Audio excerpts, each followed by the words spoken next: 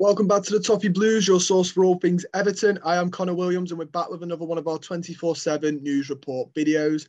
As always, we start off our headline of our 24/7 news videos with our headline news. And the headline news today is that Everton are set to appoint their new manager within the next 24 hours. Frank Lampard has been interviewed for it twice, and Vitor Pereira is also being considered and was set to be appointed earlier this week. But a U-turn was done by Farhad Mejiri due to the fan protests, and that's come from the Telegraph. This doesn't shock me. Lampard and Pereira for the last week or 2 weeks, week maybe, have been the front runners, the two major front runners in all of this. Pereira, the fan protests a little bit, although I don't think they're completely aimed at him. They're aimed at the board as well, and I think Mejiri knows that. I think the major one there is that he went on Sky Sports and that went down like a lead balloon with the fans as well. And if the club, that must have gone down like a lead balloon with the club as well. It's not exactly the most professional thing he could have done. It was really bizarre for him to do. And as a result, I think he's probably going to get overlooked for the job now. He'd have to have some really, really good PR ability to sort of gain the club's trust back. I will mention a little bit more about the protests later on, but sticking with the manager news, David Ornstein from The Athletic said Everton will do their latest set of interviews tomorrow with Mejiri coming over to the UK to oversee them. Lampard and Pereira are leading candidates. Other names are in contention. An appointment will ideally be made before the window shuts. That's massive that Farhad Mejiri has decided to come over. It's the first time he's been in England for about 5 years, I believe.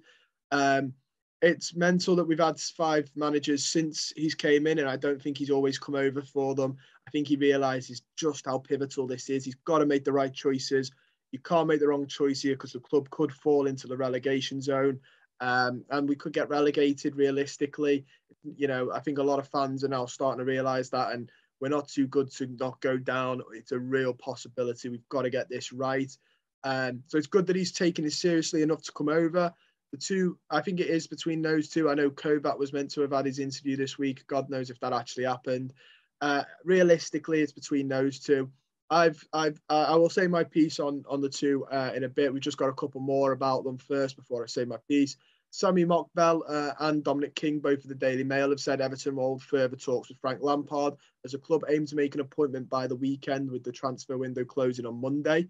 So again, they're reiterating that Everton will want to get this sorted quickly. But it also looks like Frank Lampard is very much in contention. It's between the two of them. So I'll give my 50 pence worth for people who want to know it. I've not been the biggest fan of Frank coming in. I don't see the massive buzz that this fan base sees with him. I still think he's quite a novice in the world of managing. He managed Derby. Okay, he did an all right job. He got a lot of lads from Chelsea, though, to help him out there, who were way too high of a calibre for the Championship, really. Then he went to Chelsea. I thought he was unlucky to be sacked when he was, in all honesty. And he played the youth, although the playing the youth thing, I will say this, somebody mentioned it the other day, his youth was like Reece James and stuff like that. They were like players that should be in the first team anyway, realistically. Apparently he plays high pressing, lots of fullback movement, which is good, but it's absolutely devastating that we've just got rid of our left back in Luca Dean. If we're going to have a manager who relies on overlapping fullbacks, that means Mikolenko's got an awful lot to do, and he's apparently not that much of a wing back. He's more of a fullback. So well done by the club there. That's not Lampard's fault. That's the club doing themselves over. It means Patterson might excel a bit more in that role, though, from what I've seen at him at the under-23s. He's looks like a very good fullback potentially.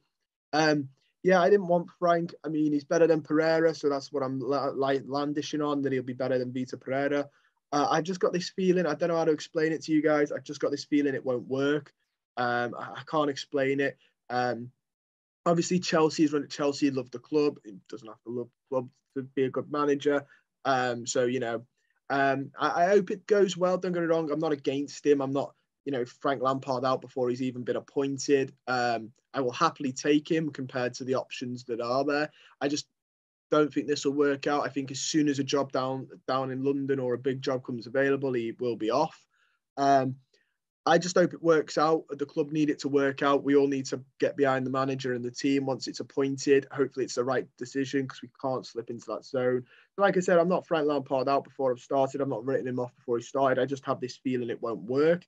Now, that's just a hunch. And, a couple of stuff I've read, but I could be wrong. Who says that I am the mastermind god of football?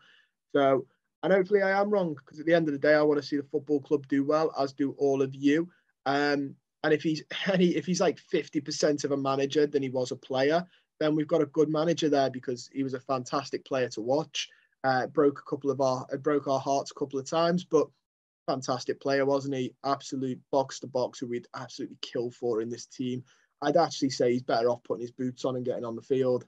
But leaving away from the manager news now, we've got the news that Abdoulaye Doucouré and Fabien Delph are expected to be out for a minimum of 4 weeks, sustaining injuries. Fabien Delph, tell me something new. The fella's been out for weeks now. I think he's missed more games than he's played due to injuries. I know people were saying he's a steal when we got him. I didn't think he was. I thought he was a really poor acquisition. I still think he is a poor acquisition. He's only gone on to prove me right. When we signed him, I had a couple of former friends be like, oh, he'll be really good. That's a good steal because he's from City. And basically the basics of football video, I think did an awful lot for his PR in a good way. And people thought we were going to get a steal from it. Thought he could play left back. It's similar to how we did for Pep Guardiola. The thing is, that was City. We're not City. And he's just injury prone. He's not helped himself with the fans. The sooner he's off the books, the better. Doucouré, on the other hand, massive miss. We will miss him dearly. 4 weeks. We're lucky the international breaks come now. That gives us a week breathing, so 3 weeks. But the next 3 weeks are pivotal. The games are so important. He'll be missed. I don't know who the new manager, whether it be Frank or Pereira, is going to put in. Maybe Onyango. I thought he played okay. I was, relatively, he did the job. Maybe Shabamin, but I don't think you can risk him. Probably Andre Gomez, but then they're not going to play him in a two-man. I think we learned from when Duncan Ferguson did it. I didn't think Andre Gomez had a bad game, but he definitely shouldn't be in a two-man midfield. He was giving away yellow cards for quite, the same thing he got his yellow card for. I saw him do it 10 minutes earlier, and that could have been a yellow card. I just don't think he's got the defensive awareness to play in that two-man. Speaking of, centre mids, Tanguy Dembele says that he prioritises PSG. According to Foot Mercato, Ndombele has been linked with a loan move to the French capital, but Everton and Valencia are willing to pay the player's full salary. The report goes on to say PSG is struggling to finalise a deal with too many players, especially in that position already on their books.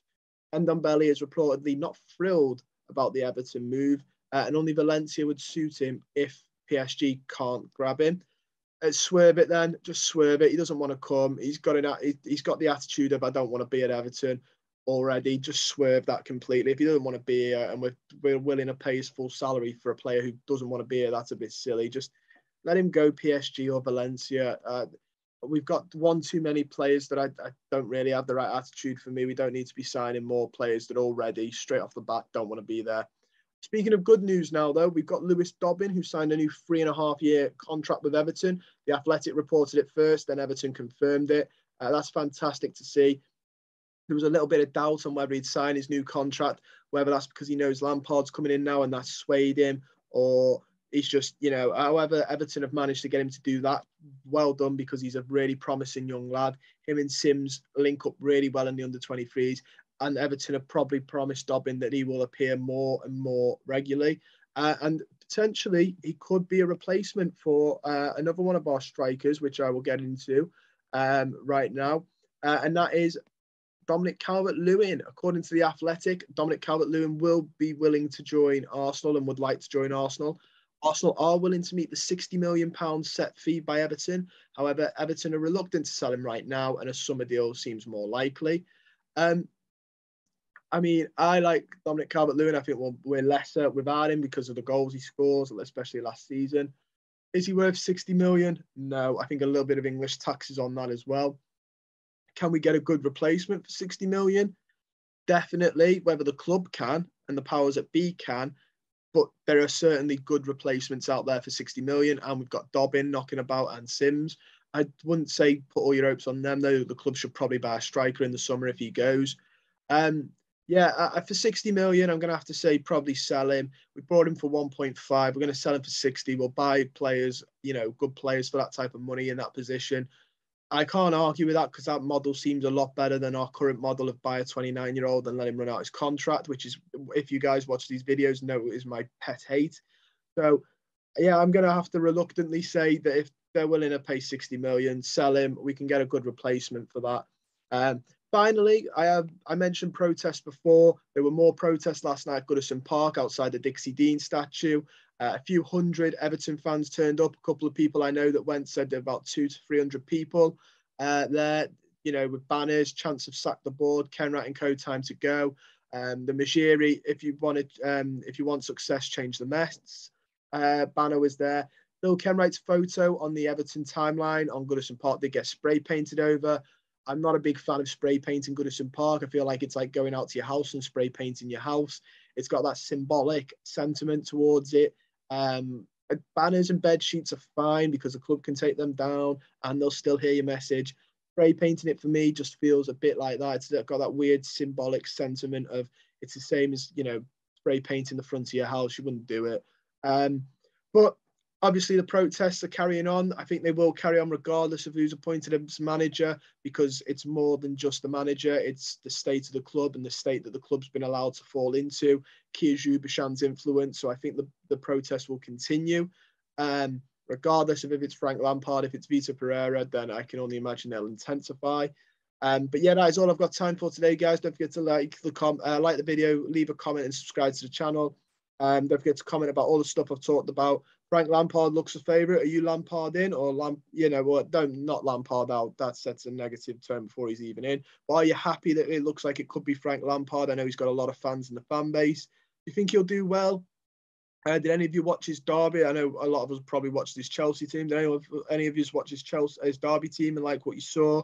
I read a coach's voices on him the other day, and that made me a little warm to him a little bit more as well. I just got a hunch. Yeah, but don't forget to let us know about that. Are you glad that Vitor Pereira looks like he's going to be swerved? Would you take Tanguy Ndombele regardless of his comments about the club? Dominic Calvert-Lewin, let me know. Would you sell him for 60 million? And who would you like us to get for 60 million that would replace him in that striker position? A lot of young lads in Europe right now are doing very well. A lot of good strikers in Europe we could go get. But yeah, don't forget to let us know all of that down below. And most importantly, guys, stay safe.